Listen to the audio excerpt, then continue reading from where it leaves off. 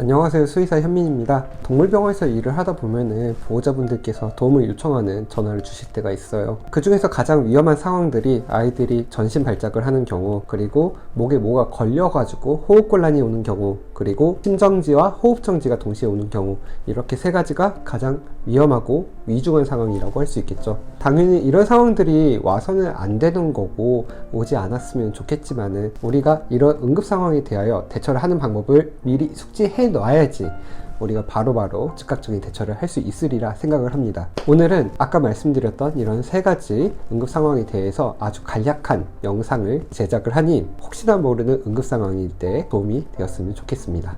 전신 발작이 나타났을 때 우리가 아이를 안거나 무언가 조작을 하려고 하는 것은 아주 위험할 때가 있습니다. 아이들이 전신 발작이 나타났을 때 이렇게 팔을 허우적거리거나 혹은 입을 열었다 닫았다 하는 이런 증상들이 나타나면서 보호자분들께서 물리거나 혹은 핥힘을 당하실 수가 있어요. 그렇다라고 하면은 환자도 보호자분도 다칠 수 있기 때문에 위험한 상황을 만들지 않으려고 노력을 해야 돼요. 환자 주변에 있는 다칠 만한 물건들을 바로 치워 주셔야 돼요. 그리고 치우지 못하는 물건이 있다라고 하면은 이불 등으로 덮어 놓아서 부딪혔을 때 환자가 다치지 않도록 해야 합니다. 우리가 환자의 이름을 부르면서 영상을 한 10초 정도 찍어 놓는 것은 차후에 수의사가 진료를 할 때 아주 중요한 진단 자료가 될 수 있을 거예요. 만약에 환자가 그동안 발작이 있어 왔던 환자였고 소형견이고 아이가 허우적거리거나 그러지 않는 친구라고 하면은 눈꺼풀을 닫고 이렇게 눈을 압박을 하여 가지고 안압을 올려주는 것이 이런 발작을 멈추는 데 도움이 된다라는 민간요법이 있긴 합니다. 실제로도 많이 사용을 하기도 하고요. 그렇지만은 우리가 첫 발작일 때 고양이나 혹은 대형견의 상황에서 이렇게 허우적거리거나 할 때 우리가 다칠 수 있는 상황이라고 하면은 그때는 너무 무리하지 말아야 합니다. 발작이 있는 와중이든 혹은 발작이 끝나고 난 다음이든 항상 병원으로 최대한 빠르게 이동을 하셔야 돼요. 발작이 1분 동안 있다? 그때는 무조건 병원으로 들고 뛸 준비를 하셔야 됩니다.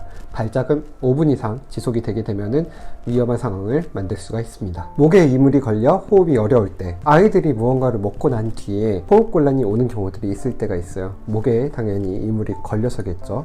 이럴 때는 당연히 우선순위는 병원으로 바로 들고 뛰셔야 됩니다. 그러나 이동 중에 아이들이 호흡 정지가 올 것 같은 정말로 위중한 상황들이 있어요. 뼈나 혹은 날카로운 것들, 금속류 이런 것들을 먹었을 때는 이렇게 꺼내는 행위 자체가 굉장히 위험할 수 있기 때문에 정말 조심해야 되고 정말 신중해야 됩니다. 그렇지만은 우리가 별다를 수가 없을 때 어쩔 수 없는 상황에서는 우리가 아이들한테서 이물을 직접 꺼내는 것을 시도를 하실 수가 있겠죠. 첫 번째로는 아이들의 입을 열고 입 안에 무언가가 이물이 있지는 않는지를 살펴보셔야 됩니다. 이때 당연히 아이들은 매우 고통스러운 상태이기 때문에 물고 할 수가 있겠죠. 따라서 정말로 조심하셔야 되고요. 이물이 있다라고 하면은 이걸 끄집어낸다라고 했을 때 이렇게 목구멍 쪽으로 밀어넣는 것은 굉장히 안 좋아요. 따라서 이렇게 벌려서 이렇게 당겨낸다 라는 식으로 끄집어내려고 노력을 해야 되는데 절대로 무리하지는 마세요. 정말로 더 위험한 상황을 만들 수가 있기 때문에.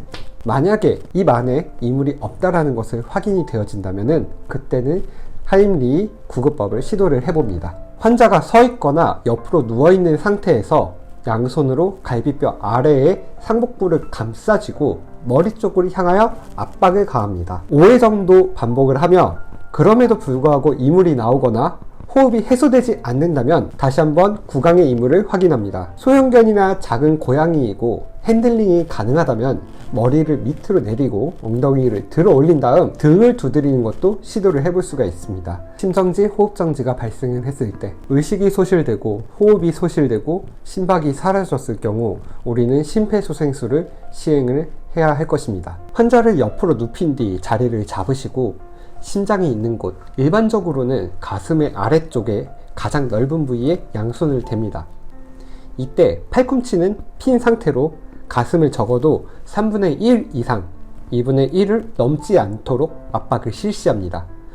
분당 100회에서 120회 정도의 속도가 적당합니다.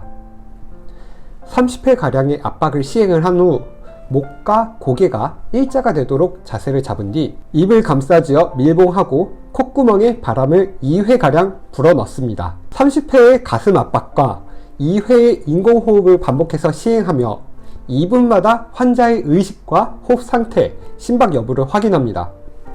심박이 돌아오고 호흡을 할 때까지 상기 과정을 반복하며 동물병원으로 이동합니다. 자, 오늘 말씀드린 이런 세 가지 상황 아주 위험하고 위중한 상황들입니다.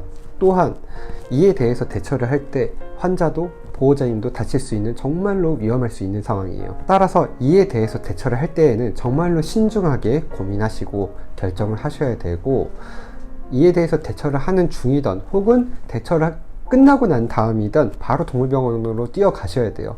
동물병원에다가 미리 전화를 주시면은 병원 입장에서는 미리미리 준비를 하고 있을 수 있기 때문에 대처를 하는데 큰 도움이 되리라고 생각을 합니다. 우리가 상황이 벌어지고 난 다음에 전화를 하시든 영상을 보시면서 대처법을 알아내는 것은 정말로 늦을 수가 있어요. 미리미리 숙지하시고 준비하셔서 상황이 벌어졌을 때 즉각적인 대처를 할 수 있었으면 좋겠습니다. 감사합니다.